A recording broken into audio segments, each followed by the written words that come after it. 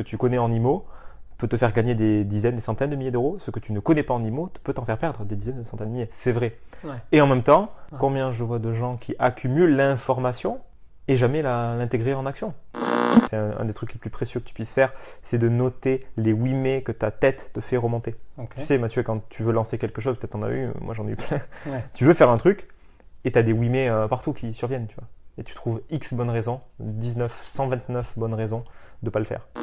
Et c'est déjà un des problèmes du Pinel à mon sens, en tout cas avec mon regard d'aujourd'hui, c'est que tu prends un Pinel pour ne pas perdre d'argent et pas pour en gagner. Je fais pas une apologie de l'action à tout prix, mais simplement, au bout d'un moment, il faut arrêter de se branler la tête et juste commencer, juste démarrer quelque chose. Et il se passera ce qui se passera. C'est quoi le risque? Quel est le risque au fond? Je jure qu'il n'y aura pas de bullshit. Bienvenue sur ce nouvel épisode de Chronique IMO. Aujourd'hui, un sujet important. Je ne suis pas tout seul, je suis accompagné de Fabien pour cet épisode. Il va se présenter dans un petit instant, mais avant, je voulais développer un petit peu avec toi par rapport au fait qu'on peut se sentir bloqué ou dépassé. Ça peut venir de tout un tas de choses. En tout cas, pour son premier investissement, je sais que moi, je me suis posé peut-être 1000 questions. Je m'en suis peut-être posé trop. Et donc, du coup, j'ai coupé pour pouvoir me lancer dans le grand bain. Et donc, du coup, j'ai un peu brûlé les bateaux. J'aurais peut-être pas dû. Au final, ça m'a pas trop mal réussi. Mais aujourd'hui, donc j'ai Fabien au micro qui va pouvoir peut-être nous aiguiller ou nous donner des petites indications sur ce qu'il faut faire ou pas faire. Je ne sais pas si c'est un maître en la matière, mais il va nous raconter aussi sa petite histoire d'immobilier. Il y a plein de choses cool à raconter aujourd'hui. Salut Fabien. Salut Mathieu. Tu vas bien? Ouais, ça va, tranquille. Sautant en canapé, confortablement installé. Bienvenue dans mon canapé. On pourra renommer le podcast Bienvenue dans mon canapé. Yes. Effectivement, aujourd'hui, tu as envie de nous parler de quelque chose que tu connais bien. C'est peut-être dépasser ses limites ou débloquer des peurs. Je ne sais pas trop comment l'exprimer. Ouais. Mais en tout cas, je sais qu'en immobilier, étant donné que ça, tout de suite, c'est corrélé avec des grosses sommes d'argent, du risque, des garanties hypothécaires. Enfin voilà, tout un tas de trucs que la société nous fait comprendre que ça peut être risqué. De la nouveauté, de la responsabilité. Ouais, exactement. Tu maîtrises pas. Tu as envie de développer ça comment avec nous? Tu as envie de nous en parler comment? Bah, je peux commencer effectivement par parler de mon Pinel pour ensuite gentiment arriver sur le sujet justement des peurs et de qu'est-ce qui fait que peut-être qu'on va acheter une formation en IMO, peut-être qu'on va attendre, je discute tout le temps, très souvent avec des gens qui connaissent tout de l'immobilier, enfin qui connaissent tout en tout cas l'essentiel pour pouvoir investir et qui 5 ans après l'ont toujours pas fait, tu vois, ou 10 ans après. Tu vois, des experts, mais pas des experts de la théorie, ouais. D'accord. Alors avant de commencer, Fabien, si tu le veux bien, je ne sais pas si tu es coutumier du fait, si tu as déjà écouté les épisodes, mais il y a quelque chose qui est obligatoire. On est obligé de passer par là pour pouvoir commencer les questions. Parce que c'est un podcast zéro bullshit, donc tu vas pas nous bullshiter. Non. Je te le dis tout de suite. Et on va prendre le livre sacré du podcast. Tu vas poser ta main sur le livre et tu vas dire « Je jure qu'il n'y aura pas de bullshit ». Je jure qu'il n'y aura pas de bullshit. Merci Fabien. C'est génial parce que c'est pas du tout radiophonique, mais les gens doivent comprendre qu'on passe un bon moment et qu'il y a moyen de passer un bon moment en parlant d'immobilier. Exactement. Ouais, donc tu disais que tu as fait un Pinel, c'est quoi cette histoire? Bah écoute, tout a commencé quand j'étais kiné et que du coup j'avais une certaine quantité d'impôts à payer. Je sais plus, mais c'était quand même pas mal, une somme assez conséquente que tu n'as pas trop envie de verser en impôts. Bon, c'est le jeu. Hein. C'est le jeu, ouais. Et mon comptable m'a dit tiens, je te renvoie vers un gestionnaire de patrimoine. Les fameux. Voilà, Fabien, je te renvoie vers un collègue, un gestionnaire de patrimoine, parce que tu payes beaucoup d'impôts et tu pourrais économiser. Et du coup, j'échange avec ce gars. Il vient à la maison plusieurs fois, bien sapé, m'explique tout. Tu vois que le mec est habitué. Et puis, il me fait partir sur un bien immobilier qui coûte 80K. Et l'idée, c'était d'économiser de l'impôt, quoi. Ouais. Et c'est déjà un des problèmes du Pinel, à mon sens, en tout cas avec mon regard d'aujourd'hui, c'est que tu prends un Pinel pour ne pas perdre d'argent et pas pour en gagner. Et déjà, de facto, tu vois le problème à l'envers. En fait. Déjà, cette intention-là, en fait, elle te met dans la merde, en fait. Enfin, moi, en tout cas, elle m'a mis dans la merde. Parce que j'aurais très bien pu, à l'époque, bénéficier de mon statut de kiné, de 2 ans de bilan positif, pour aller voir les banques et faire un emprunt pour gagner de l'argent. Ouais. Sauf que là, par flemme, parce que clairement, j'avais pas envie de m'occuper de l'immobilier. Ouais. On se connaissait déjà et je me rappelle que tu avais déjà on se connaissait déjà. Cet état d'esprit de dire je veux pas en entendre parler en fait. Exactement. Alors qu'aujourd'hui, si j'investissais en IMO, c'est en tête, hein. Ouais. Bah, je le ferais de A à Z pour maîtriser le process. Parce Ok. que sinon, je ne sais pas dans quoi j'investis, sinon je ne maîtrise pas les tenants, les aboutissants, Ouais. et je vis un certain nombre de déconvenus. Donc voilà. Mais Donc, en- mais je me suis engagé dans ce ouais. tunnel. On va y revenir parce que c'est lié avec le thème du podcast du coup. Ouais, évidemment. Bon, après, le bien en lui-même, je pense qu'on va pas vraiment développer là-dessus. À Non. mon avis, c'est pas. C'est pas très intéressant. Je pense que nos auditeurs ont pas trop envie de. Enfin, à mon avis, c'est l'anti-Pinel, hein, ce podcast. C'est Oui. l'anti-bullshit, c'est Ouais. l'anti. Vraiment, on est un peu des pros. Enfin, rénovation, tu vois, tout tourne autour de l'ancien, quoi. C'est rarement dans le neuf, et encore, s'il y a Oui. des choses sympas à faire dans le neuf. Et le Pinel c'est pas un dispositif qui est à mettre à la poubelle, mais dans la majorité des cas, vraiment, je pense qu'on peut le dire. Ouais. C'est effectivement un abus de langage que d'appeler ça un investissement immobilier. C'est clair. Et donc, du coup, bon, si tu interviens aujourd'hui, c'est aussi parce que tu as d'autres domaines d'expertise. Visiblement pas l'immobilier, Non, clairement pas. mais tu as d'autres domaines d'expertise qui permettent d'aider les gens. Et je pense que tu as déjà, parmi tes clients, tu as déjà aidé pas mal de personnes Ouais. à dépasser certains stades, dépasser des niveaux d'appréhension, etc. Et c'est surtout pour ça que tu es là aujourd'hui. Complètement.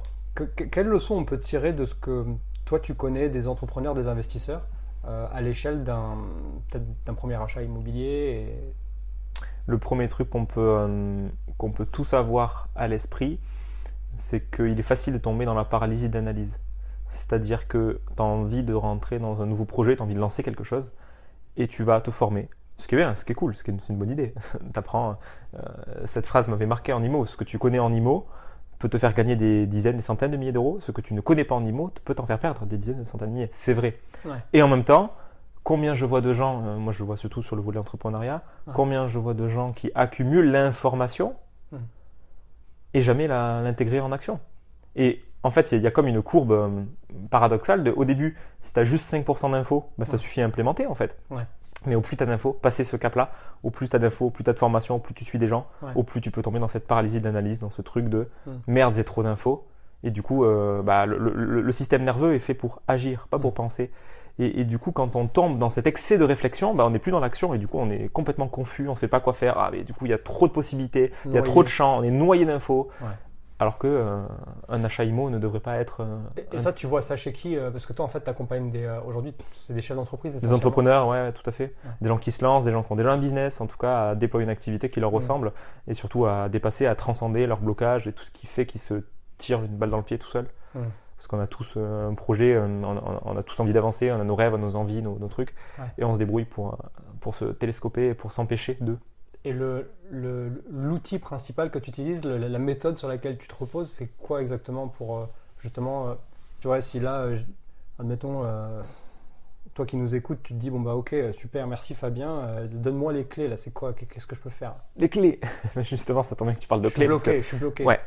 Qu'est-ce que je peux Je suis faire bloqué, pour moi, il n'y a pas de méthode, hein, clairement. Je suis pas un fervent du truc de tiens, ça c'est ma méthode magique. Ok. Mais effectivement, tu parles de clés. En plus, mon processus, je l'ai appelé clé. Mais c'est pas une méthode avec un truc à appliquer. En gros, t'as 3 grandes étapes. Le C, c'est connaissance de soi, qui te permettent de connaître l'objet de ton blocage et ce qui fait que tu avances pas. Le L, pour libération de soi, pour libérer le blocage, c'est-à-dire aller voir émotionnellement ce qui se joue, parce que en vrai, quand on a un blocage, une peur, enfin, quand on a quelque chose qui nous limite, qui nous empêche d'aller là où on veut aller, il y a toujours derrière une émotion qui est associée et quelque chose qui est coincé dans le système, on pourrait dire, un caillou dans la chaussure, un rouage qui est grippé. Ok. Et à la fin, c'est le E, c'est le E de la clé, l'expression de soi. Parce qu'une fois que tu as libéré, il y a une forme d'expression libre qui va se jouer. Okay. Comme quand tu as un enfant et que tu le laisses tranquillement vivre juste sa vie. La vie à travers lui va s'exprimer, l'enfant va aller jouer, l'enfant va aller ouvrir un bouquin, l'enfant va faire ce qu'il veut, en fait. Okay. Il va y aller naturellement. Bon, j'imagine qu'il y a beaucoup de sous-menus à ce repas, mais beaucoup de sous-menus. Si on devait dire donc le C pour connaissance de soi, ouais.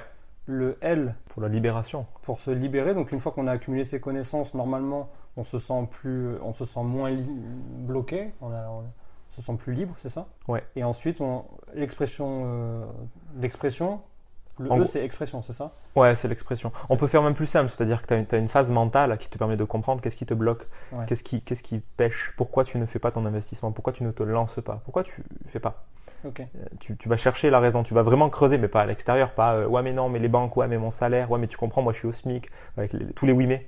Ok. Toi qui écoutes ce podcast, c'est un des trucs les plus précieux que tu puisses faire, c'est de noter les oui mais que ta tête te fait remonter. Ok. Tu sais Mathieu, quand tu veux lancer quelque chose, peut-être t'en as eu, moi j'en ai eu plein, Ouais. tu veux faire un truc et t'as des oui mais partout qui surviennent, tu vois. Et tu trouves X bonnes raisons, 129 bonnes raisons de pas le faire. Ok. C'est les oui mais que notre tête exprime spontanément. Ouais, bien sûr. Le mental qui sort des excuses et des bonnes raisons de pas le faire.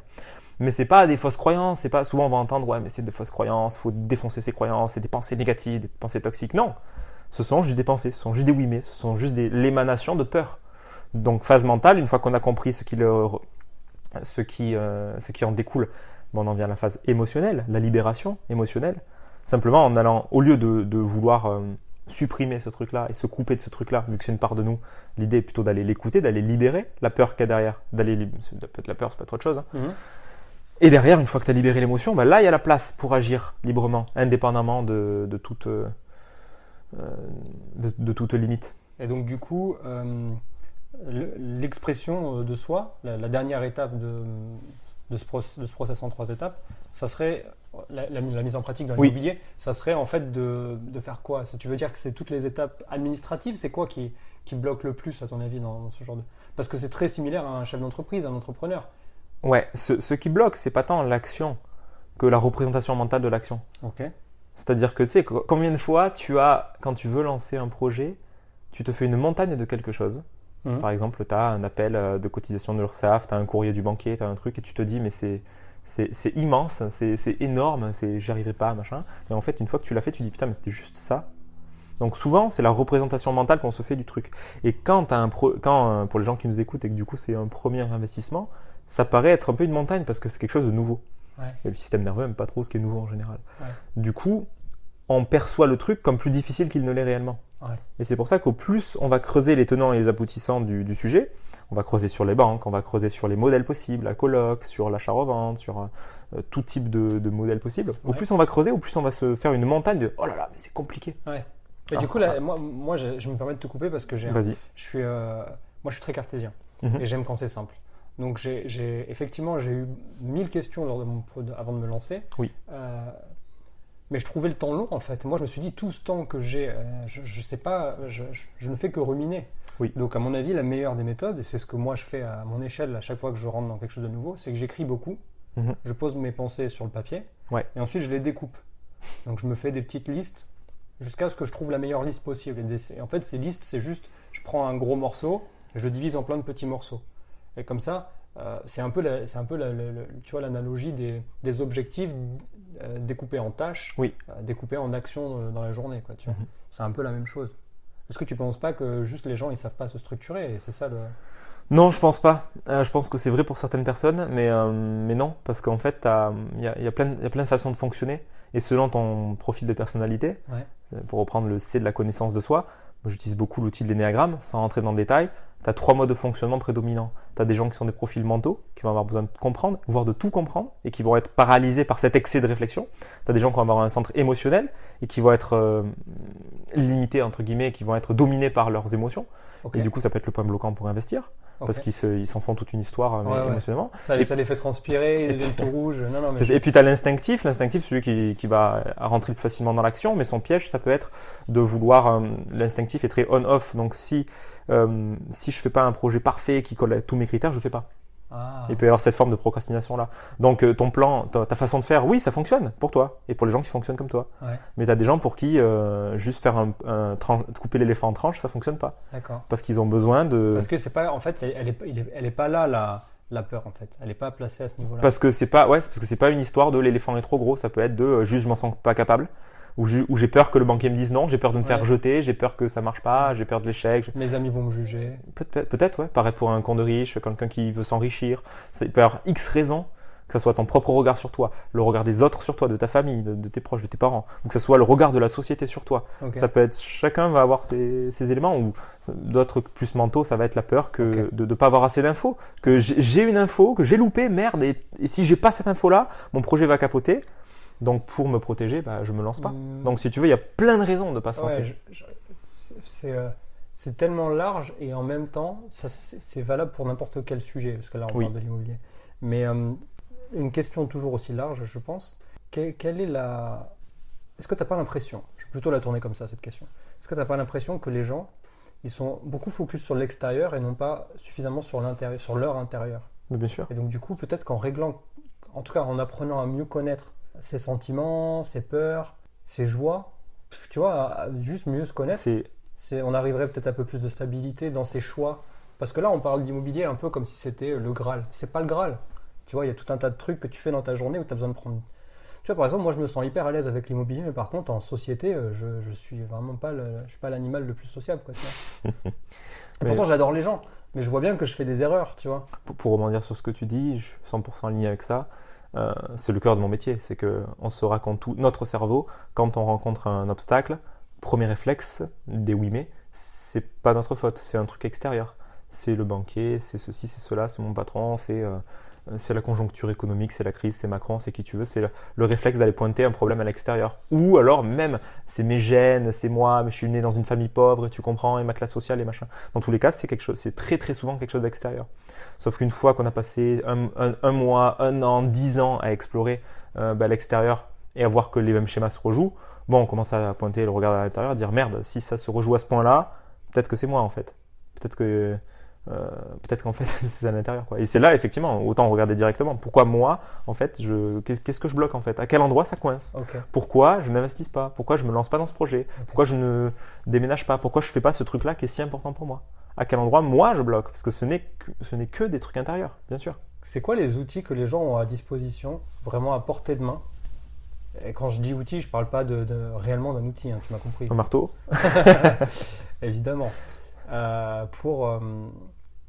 Pour travailler sur eux-mêmes et arriver à dépasser ses peurs. L'outil le plus simple, c'est le silence. Parce que quand tu es seul avec toi-même, ce qui remonte instantanément, ça va être tes blocages, tes peurs, tes insécurités. Tu vas voir sur quoi ton mental mouline. Pas confortable du coup. Pas confortable. Ok. C'est pour ça qu'on passe notre temps à esquiver la solitude à travers les médias, à travers la bouffe, à travers La Facebook, télé en bruit de fond.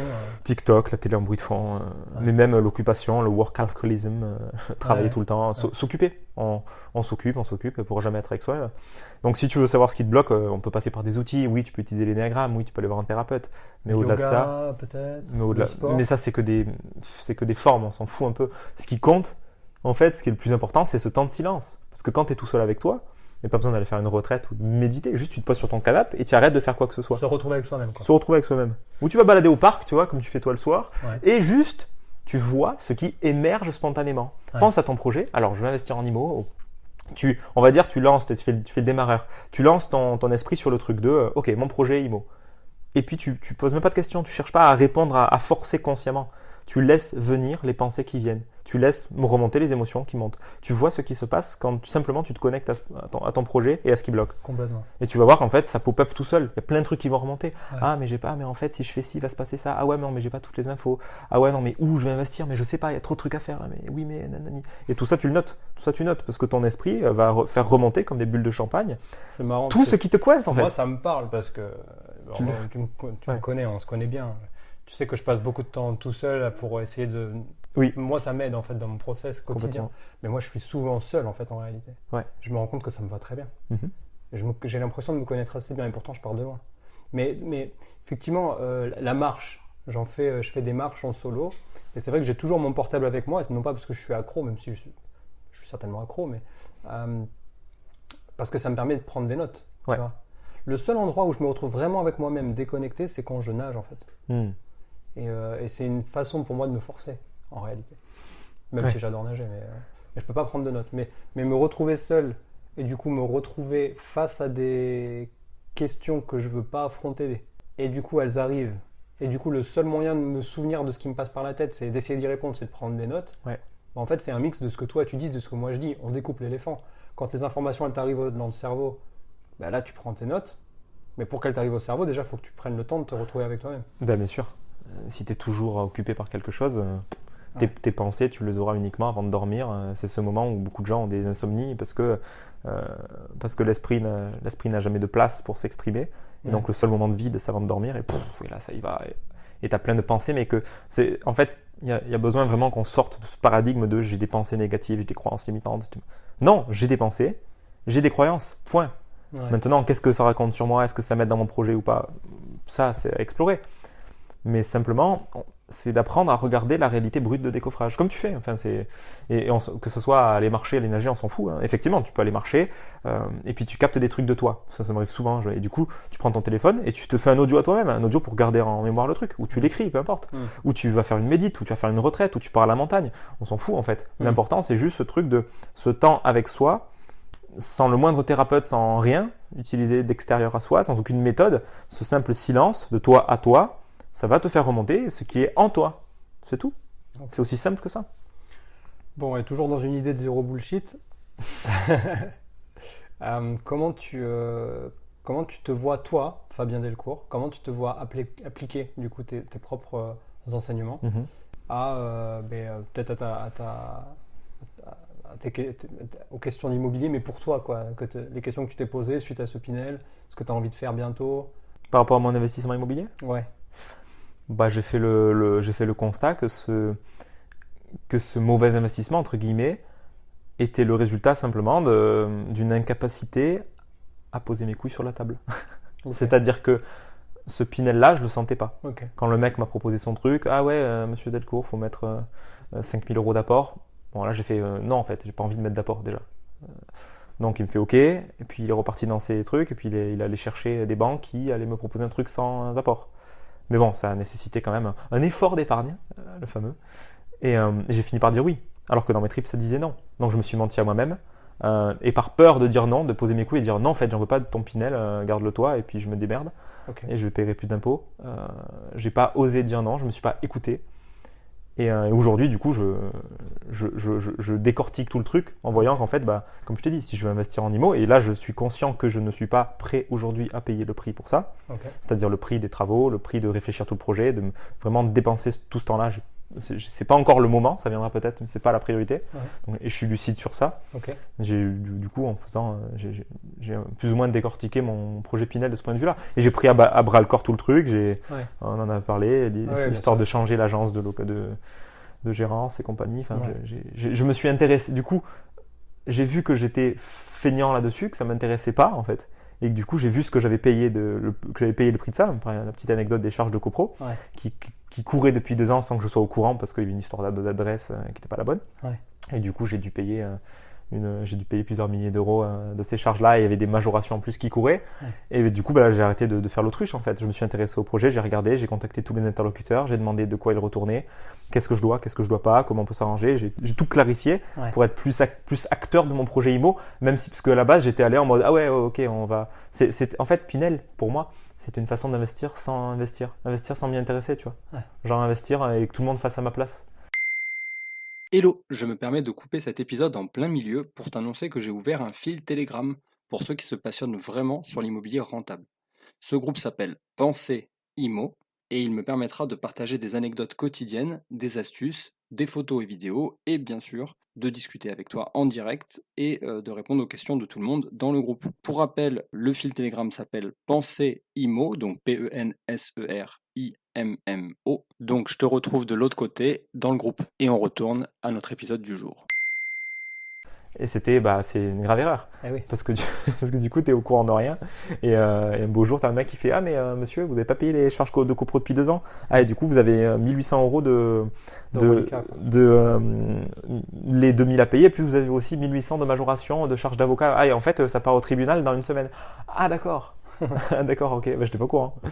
Mais du coup, si toi qui t'intéresse à tes biens et qui gère le process de A à Z, tu sais très bien que tu as des charges de cours à faire.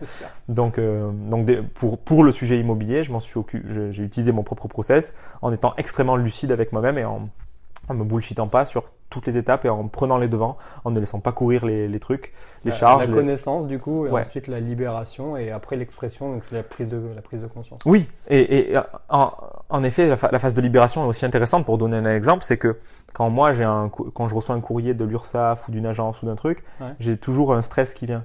Okay. Ça renvoie à une peur. Je sais que j'ai beaucoup de potes comme ça, beaucoup de gens comme ça. Ça te parlera peut-être toi, Mathieu, ou toi qui nous écoutes. C'est cette peur d'un papa qui va te donner une mauvaise note.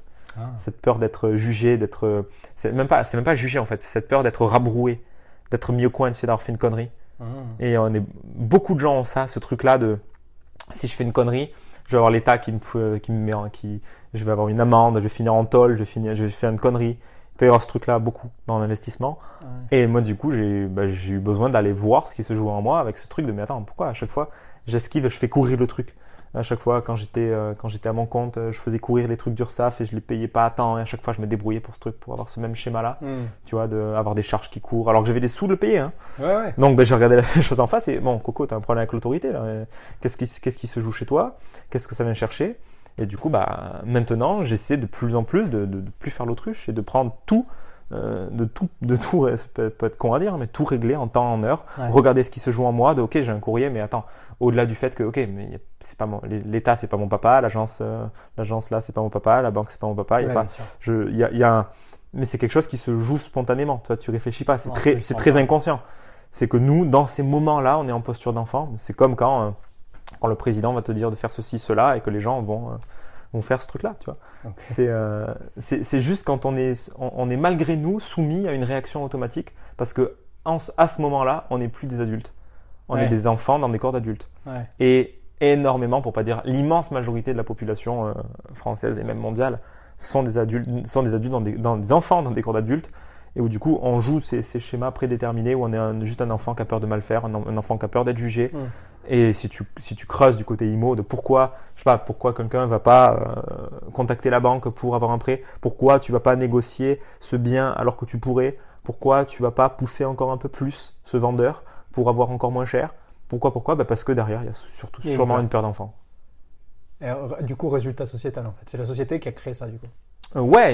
Et notre propre fonctionnement psychologique, notre propre éducation. Parce que si t'es éduqué par tes parents en apprenant à transcender ce truc-là et à juste pas vivre sous le courroux de la société, peur de sortir du cadre. Aux États-Unis, ils appellent ça un franc-tireur.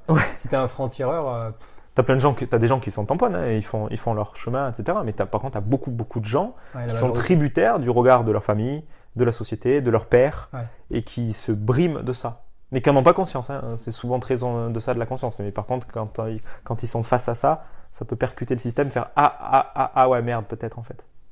Et c'est pas grave. Il s'agit pas de se juger de ça. Il s'agit d'en faire le constat et de dire ah ouais, ok, à cet endroit-là, je suis un gamin. À cet endroit-là, il y a un enfant apeuré en moi. Il y a un enfant qui a peur d'être critiqué. Faut que je le prenne par la main. Du coup, ça sert à rien de se flageller, quoi. Vraiment, c'est ça. Juste se prendre par la main et se dire bon, ok, je suis comme ça. Oui, parce que le risque à cet endroit, c'est de partir un peu en lutte contre ce truc-là et de rabrouer encore plus l'enfant en mode mais putain, mais sérieux, j'ai peur de ça, mais je suis une merde, mais c'est quoi, je suis faible. Et du coup, on y va en force. Allez, on arrête, nos bullshit, nos excuses. Ouais, non, mais du coup, on est encore en train de jouer nous-mêmes ce papa avec notre enfant intérieur. Et ça joue encore plus, toujours le même schéma. C'est moche. Et c'est souvent ça qui crée les trucs les schémas de procrastination de en fait j'y vais pas, j'ai peur parce que à l'intérieur t'as un enfant qui est terrorisé, ça crée des boucles et du coup ça crée des boucles et t'as pas envie d'y aller, t'as peur et tu restes dans un immobilisme, tu restes en freeze. Du coup j'ai 50 questions maintenant à cause de toi. Vas-y, fais-toi plaisir. Pour continuer là-dessus, non, je voulais revenir sur ce que tu disais par rapport à ton constat, par rapport à ta situation à toi. Je trouvais ça méga intéressant et je voulais juste ouvrir une mini parenthèse par rapport à ça. Pour toi qui nous écoutes, c'est que c'est peut-être pas une obligation de faire de l'immobilier. Alors je sais que ça paraît fou de dire ça, mais si t'es sur un podcast sur l'immobilier. Un podcast sur l'immobilier, je suis le nouveau Steve Jobs, écoutez-moi. Non, mais en vrai, je suis persuadé, tu vois, si je devais... tout le monde, moi je le fais par passion. En vrai, j'aime vraiment ça. J'aime l'immobilier en tant que matière, en tant que levier social. J'aime l'immobilier en tant qu'impact sur les communautés, dans son existence, pourquoi il existe depuis la nuit des temps. Enfin, vraiment, et je sais que pour le futur, l'immobilier, il est partout en fait. On se fait des galipettes dans la tête quand on le voit pas, quand on se dit qu'on le voit pas, tu vois. Exemple, quand on voit qu'il y a des usines, pas des usines, mais des entrepôts Amazon qui poussent dans des campagnes qui ont aucune valeur sur des terrains qui étaient il y a 10 jours, des terrains agricoles. En vrai de vrai, faut être aveugle pour pas voir que c'est juste une manière de créer un parc immobilier. Tu vois. Et ça, j'ai des milliers d'exemples, si tu veux, de ça. McDo qui ouvrent des McDo sur Oui. des ronds-points ou sur des autoroutes. Faut être débile pour pas voir que c'est juste une manière de créer en fait des mètres carrés, Ouais. et de faire grossir une foncière, tu vois. Mais par contre, je pense qu'il ne faut pas non plus se mettre de pression par rapport au fait que c'est le seul et unique moyen en fait dans la vie. D'ailleurs, en vérité, je pense que si je devais repartir de zéro, c'est-à-dire il y a 10 ans faire mon premier projet immobilier, en réalité, vu mon expérience aujourd'hui, je pense que je monterais plutôt une boîte. Et 3 ans après, donc à 24-25 ans, j'achèterais mon premier appartement, mon premier immeuble, peu importe. Tu vois. Je pense qu'aujourd'hui, les gens, oui, c'est sûr, on a fait beaucoup de millionnaires avec l'immobilier. Oui, il y a plein de familles qui se sont développées. Oui, ça fait partie de la plupart des portefeuilles d'investissement. Oui, et Mais c'est pas le plus facile, ça prend une énergie folle. C'est toi, tu veux pas aller là-dedans. Et c'est là, en fait, je rattache les wagons non, mais à ce moment-là. c'est ça. Toi, par exemple, t'as pas envie de donner cette énergie. Ben en fait, tu vois, ça fait des années que j'entends que je suis dans l'immobilier. J'ai même fait des formations en immobilier, je connais les bases, je pourrais investir. Maintenant, et ça fait des années que je vois toi investir, d'autres amis investir, je vois des gens se faire les couilles en or avec l'immobilier. Et du coup, moi, c'est mon esprit. Ouais, c'est pas de l'or, c'est du c'est bronze. Hein, à mon niveau. Tu vois, c'est mon côté influençable justement, où je me dis, ah mais du coup, il faut que je fasse de l'immobilier, c'est un bon plan, c'est super et tout. Ouais. Et c'est vrai que c'est cool. Et j'en suis arrivé à faire le constat de regarder, ça on peut le faire qu'en étant seul avec soi-même, dans les tripes, on a regardé en disant, ok, Fabien, en mode, en fait non, j'ai pas envie. Aujourd'hui, c'est pas ma priorité. Aujourd'hui, j'ai pas envie d'investir du temps, de l'énergie, de l'argent dans l'immo. Aujourd'hui, je suis plus focus sur mes projets, sur mes business, plutôt que l'immobilier. C'est un constat. Et c'est pas parce que pas parce que ton entourage, pas parce que tes proches, pas parce que tous les gourous en immobilier font du bruit, s'agitent en mode ouais, nouvelle opportunité, l'immobilier c'est maintenant, machin, qu'il faut y aller. Non. Faut que ça dise oui dans les tripes. Je pense qu'il faut que ça vienne d'abord des gens. Oui, c'est là où quand tu dis c'est pas la seule stratégie, je te rejoins à 100%. Il n'y a pas de stratégie unique. Toute personne qui vend une méthode en disant c'est ça, dit de la merde. Ouais. Non, je pense qu'il faut être clair sur le fait que c'est énergivore. Ouais. Et ça prend aussi beaucoup de temps. Et du coup, ça revient à qu'est-ce que moi je veux. Moi, j'ai réalisé que là, dans l'instant, non. Mais peut-être que l'an prochain, en 2023, oui. 2024, peut-être que oui. Mais dans l'instant, non. Et il s'agit juste d'être lucide avec soi sur ça, parce que tu as des gens qui passent des années comme ça à se raconter. C'est un truc de fou. Je raconte cette anecdote que j'ai trouvée marrante. Un jour, j'avais un prospect au téléphone et le gars me dit, en creusant au bout de 2 minutes, moi, mon objectif dans la vie, c'est de racheter un immeuble super connu à Montpellier. Je sais plus comment s'appelle le truc, mais un truc qui coûte 50 millions. C'est une œuvre, je sais même plus comment, une grande tour, ou je sais plus ce que c'est. L'arbre blanc, peut-être. C'est possible. Okay. C'est très possible. Mais un truc qui coûte, qui est hors de prix, je sais même pas si c'est à vendre, un truc, je crois, c'est un truc comme 50 millions. Ok, tout est à vendre. Et puis je le creuse. Et puis moi, je me questionne, je fais ok, intéressant, le mec a un beau projet. Puis je commence à creuser. Ok, pourquoi tu veux faire ça? C'est quoi le projet? Le mec n'était pas foutu de me dire. Un jour, il s'est dit, ah tiens, je pourrais racheter ça. Et puis il s'est mis ça en tête. Il commençait à se mettre la pression pour ce projet-là, en mode, faut que je fasse ça. Et puis quand tu creuses, mais j'ai pas fait un coaching de fou, hein, j'ai creusé 3 minutes. Il n'y avait aucune raison, il n'y avait aucune motivation, à aucun endroit ça le prenait au trip ou ça le connectait à une histoire personnelle. En fait, c'était juste un truc mental, c'était, je sais pas, c'était un délire le truc. Okay. Mais comment tu veux te mettre en mouvement pour ça? Et du coup, il me contactait parce qu'il s'étonnait de procrastiner. Fabien, je comprends pas, je me mets pas en mouvement à ce projet, je sais pas, je dois avoir un blocage. Et je lui dis, mais frérot, mais t'as juste pas envie en fait, c'est juste pas un projet pour toi. Et t'es pas connecté à ce projet. Du coup, il était même pas connecté à lui tout court.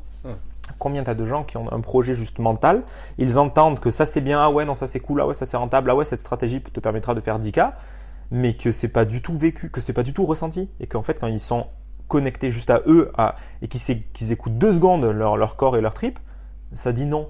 Ben alors c'est normal que tu n'y ailles pas. C'est pas qu'un blocage, c'est juste que t'as pas envie. Le blocage, il survient quand t'as vraiment envie fort d'un truc et que tu n'y vas pas. Là, il y a quelque chose à questionner. Mais quand c'est juste un idéal mental qui est façonné par cette société ou par des gourous vendeurs de formation en marketing ou en immobilier et qui te dit ça c'est génial machin, toi tu te fous un idéal du toit, mais en fait quand tu t'écoutes 2 secondes t'as pas envie. Et du coup ça relâche la pression. C'est ça, tu vois, c'est le bon mot en fait, l'idéal mental en fait. C'est ça que j'essayais d'expliquer. L'immobilier c'est pas l'idéal pour tout le monde en fait. Non. ça peut être une stratégie pour atteindre une finalité. Ou ça peut être une finalité en elle-même. Comme tu as dit, toi tu kiffes ça. Il y a des gens qui kiffent le processus de l'IMO, c'est génial. Moi, passer ma journée à appeler des artisans, des trucs, j'aime pas ça, ça me plaît pas. Donc je suis super content qu'il y ait des gens comme toi qui adorent ça. Moi, c'est pas mon truc. Après, il y a quelques temps, là, j'ai été en contact avec une boîte qui fait de l'investissement immobilier clé en main.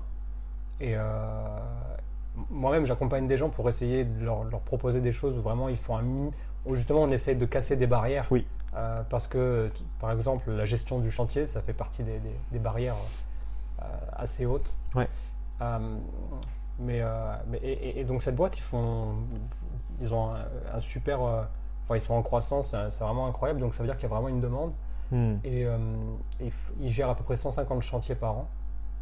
Donc du coup, je me dis, et eux, leur promesse, c'est que en fait, le client, s'ils veulent, ils le voient jamais, quoi. Ouais. Donc, et c'est pas du Pinel, c'est là où je voulais en venir. mais du coup, comme quoi, c'est aussi possible. En fait, il est important de ne pas voir toutes les choses en noir et blanc. C'est pas possible de se dire, il n'y a que l'immobilier pour me lancer. Même si tu pars de rien, moi je pars vraiment de hyper loin. Enfin, vraiment, j'étais. Alors, ouais, je ne vais pas refaire mon histoire, mais en gros, si tu n'as pas d'argent, pas de connaissances, pas de diplôme et pas un super emploi, il n'y a pas que l'immobilier.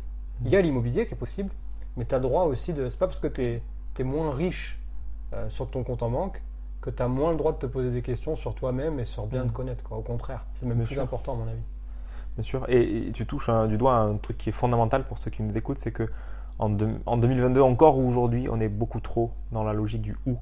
Quand tu écoutes parler les gens autour de toi, t'es de gauche? Non. Alors t'es de droite? Non. T'es pro-vaccin ou t'es anti-vaccin? Ouais. T'es pro-ceci ou t'es anti? Mais t'es pro-crypto ou t'es anti-crypto? Ouais. T'es pas pro-crypto? Bah du coup t'es anti. Non, et du coup, Ouais. c'est une vision du monde qui ne tolère aucune nuance. Et justement, quand tu es investisseur et quand tu es un minimum intelligent, tu as besoin de rentrer dans cette logique du et, de te dire ouais, je fais de l'IMO et je fais de la crypto et j'investis dans les chevaux et j'ai des business physiques. Moi qui suis plutôt qui suis sur le volet entrepreneurial, oui, je fais du business en ligne et du business plus hors ligne et je veux des offres et je veux faire des coachings et des trucs qui dépendent que de moi et de mon temps parce que j'adore ça et je veux développer des trucs en ligne qui sont plus automatisés avec de l'abonnement, etc. Rentrons dans cette ère du et où on arrête d'exclure, où on est juste sur deux pôles opposés, plus et moins, et où en fait il y a tout un panel de couleurs au milieu de ce noir et ce blanc. Parce que la vie c'est ça. La vie c'est jamais tout noir ou tout blanc. Et quand on est en train de se poser la question, alors je fais ça ou ça, je pense que c'est intéressant de reposer la question autrement pour qu'on aille chercher de la nuance. Bah écoute, franchement, qu'est-ce que je peux dire de plus par rapport à ça? Non, vraiment, c'est une belle. Non, c'est que des bonnes analogies et que des bons conseils. Est-ce qu'il y a une question que j'ai oublié de te poser par rapport à ça? Quelque chose que sur lequel tu as peut-être envie de revenir ou de souligner quelque chose d'important? Une question que tu aurais oublié de me poser. Alors, on en fait quoi de tout ça? Donc du coup, en conclusion, on en fait quoi de tout ça? Quelle belle conclusion, quelle belle question, Mathieu. Qu'est-ce qu'on fait de tout ça? Ben rien. C'est l'occasion d'aller se poser avec soi. C'est effectivement ce qui peut être perturbant avec tout ce qu'on s'est dit, c'est qu'il n'y a pas de mode d'emploi, il n'y a pas de conseils. J'ai pas dit fais ceci, fais cela. On n'a pas dit faut que tu investisses en immobilier. On n'a pas dit non plus faut que tu investisses pas en immobilier. Ah non, c'est pas scolaire du tout. Non, il y a pas. Comme quoi, on peut être no bullshit et pas être client. Ouais. Non, c'est ça. Et puis surtout, on n'est pas obligé d'être un donneur de leçons en mode fais ceci, fais cela. Toi, quand tu prends des clients dans tes accompagnements, tu les aides à faire leur projet. Ouais. Tu n'es pas là avec un modèle enfermant en mode alors tu fais ça, allez tu fais ça. Tu les guides et tu t'adaptes à leur projet. Ouais. Et tout bon accompagnant fait ça. Et l'idée là, c'est de prendre peut-être tout ce qui a été dit dans le podcast et juste de se poser dans le silence et de laisser résonner. Il n'y a pas une action à faire. C'est juste ok, qu'est-ce qui a fait écho en moi? Donc moi, ce qu'on pourrait dire pour finir, c'est il y a plein de trucs qui ont été dit. Qu'est-ce qui a fait écho en moi? Est-ce que j'ai vraiment envie d'investir en IMO? Oui, non. Est-ce que c'est plutôt l'entrepreneuriat qui me parle? Oui, non. Est-ce que ce qui m'a parlé, c'est de creuser ce qu'il a dit Fabien et d'acheter son livre L'ingrédient secret de la réussite, ou d'aller voir ce qu'il fait sur YouTube, ou d'aller voir ses articles? Peut-être, peut-être pas. C'est placé. Ça y est, c'est placé. C'est placé. C'est subtil. Là, chacun fait. En même temps, il me montre mon livre qu'il a devant lui depuis 10 minutes là. Donc moi, je le cite, L'ingrédient secret de Mais la tu sais que réussite. je crois que j'en ai déjà parlé dans un autre épisode. Ah ouais? Ouais, il me semble qu'il fait partie des recos. Je vais revenir dessus parce que c'est vrai que c'est un ouvrage que tu as écrit. Bon, bon, c'est un ouvrage qui fait quoi, 300 pages, hein 300, un peu plus de Sur la nouvelle version, ouais, 240, je crois, un truc comme ça. C'est vrai que Il se lit vite, c'est écrit gros. tu as écrit un ouvrage qui s'appelle L'ingrédient secret de la réussite. Je pense que tu as vraiment fait exprès d'être, de choisir un titre qui peut faire penser que tu as l'ingrédient secret de la réussite. Ah bah oui, c'est clair. Mais t'es pas frivole, quoi. Tu dis vraiment aux gens qu'ils ont déjà ça en eux, quoi. Bien sûr. C'est là où tu veux aller, quoi. Oui, je ne fais. Et en plus, la couverture est un paradoxe parce que le sous-titre c'est Et si vous avez déjà tout pour réussir sauf ça, ce qui sous-entend qu'il manque un truc, alors que non. Il te manque pas une info. Toi qui nous écoutes, il te manque pas une info, il te manque pas une formation, il te manque rien pour investir en IMO, pour faire ton projet. Il manque rien. Ouais. Je crois que c'est Il y a juste à y aller. Bill Gurley, qui est un VC hyper connu dans le monde des startups à Menlo Park en Californie, qui représente la Benchmark. Tu sais, c'est la boîte qui a investi dans Google, Facebook, Uber, enfin voilà, Twitter, toutes ces grosses boîtes. Et lui, il a dit un jour, tout le monde connaît l'objectif, tout le monde sait où ils veulent aller. Nous, notre travail, c'est de leur donner la main pour aller sur le bon chemin. Et en vrai, je trouve que c'est un peu ce qui ressort de ton ouvrage. En vrai, l'objectif, ils le savent déjà. C'est juste qu'ils savent pas trop comment y aller, quoi. C'est très souvent ça. Après, il y a des gens qui savent des fois pas ce qu'ils veulent. Ouais. Et c'est très bien de le notifier, de le savoir. Il y a des gens, vraiment, ils se disent, ok, en fait, j'en sais rien. Je sais pas ce que je veux. Et du coup, l'invitation, c'est d'aller creuser, d'aller voir, d'aller se rencontrer soi-même, d'aller faire... J'ai rencontré récemment un mec qui a fait un pèlerinage. Et il est parti d'Allemagne et il allait jusqu'à Saint-Jacques-de-Compostelle. Ah ouais, chaud. Aller-retour. Ah ouais. Pendant 1 an et demi. Et le type, forcément, quand tu passes tellement d'heures de silence avec toi-même que là, tu sais ce que tu veux dans la vie après. Hein. Putain, Mais c'est l'anti-moi, par contre. c'est ça. Et est-ce qu'il l'a fait pieds nus en mettant des bouts de verre sur son chemin? Non, pas jusque Il là. aurait pu quand même. Il aurait pu, ou sur Si les je mains. vois. Ou sur les mains. Mais juste, tu vois, sans aller jusque-là, en fait, si on sait pas. Effectivement, il y a ce que tu dis, la plupart des gens savent au fond, mais ils ont peur de pas avoir toutes les étapes, ou ils se sentent bloqués sur le chemin. Oui, mais moi, non, mais je sais pas, je suis pas sûr. Ils hésitent comme ça, un peu le cul entre deux chaises. Mais après, des fois, tu ne sais réellement pas ce que tu veux, et c'est ok aussi. Il suffit de s'arrêter, d'aller regarder à l'intérieur. Et parce que les réponses émergent spontanément. Et puis une fois qu'on sait, moi j'adore cette citation qui dit pour commencer à marcher, tu as juste besoin de 5% de réponses. Les 95% restants, ou les 95% restants, diraient nos amis suisses, viendront en marchant. Ok. Si tu veux attendre toutes les réponses avant d'y aller, c'est un peu comme ça qu'on a introduit d'ailleurs, c'est que si tu veux avoir toutes les infos, toutes les formations, tous les trucs, tu feras jamais rien. Ouais. Alors je fais pas une apologie de l'action à tout prix, mais simplement, au bout d'un moment, il faut arrêter de se branler la tête et juste commencer, juste démarrer quelque chose. Et il se passera ce qui se passera. C'est quoi le risque? Ouais. Quel est le risque au fond? Ouais, ça c'est vrai que c'est un vrai sujet. Surtout quand on l'apparente à un business physique ou à de l'immobilier. En vrai, les risques, c'est tellement ficelé, c'est tellement un truc mainstream que c'est quasiment rien le risque. Il y a du risque toujours, parce que tu fais un emprunt, un machin, mais est-ce qu'il y a un réel danger? Non, je pense que c'est plus le mental. Oui. C'est plus ce qu'on te fait croire. Bien sûr. Que le risque, tu